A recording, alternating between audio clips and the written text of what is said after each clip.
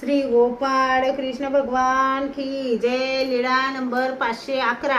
इंद्रभटाला 3 दिवस संसारी आनंद। बाईसाने सर्वज्ञांना जेवू घातले आणि सर्वज्ञांनी ते ताट इंद्रभटाला दिले। सर्वज्ञ म्हणाले, बाई इंद्रभटाला वाढा। बाईसाने त्यात अन्न वाढले। नंतर त्याने जेवण केले, हात तोंड धुतले। ते तसेच त्या अकृत्रिम आनंदात 3 दिवस सर्वज्ञांजवळ बसलेले राहिले। तिसऱ्या दिवशी अकृत्रिम आनंद येण्याचे कमी झाले। मग सर्वज्ञ म्हणाले, इंद्रिया, बाईसाने तुम्हाला काही बाजार आणायला सांगितला होता, तो आणला का?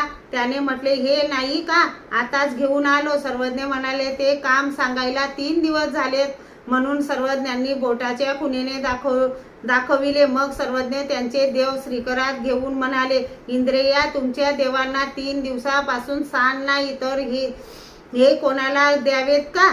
इंद्रभट म्हणाले, जी द्यायचेच आहेत तर मलाच द्या। मग सर्वज्ञांनी त्याला दिले आणि त्याला अकृत्रिम आनंद येणे बंद झाले। श्री गोपाळ कृष्ण भगवान की जय।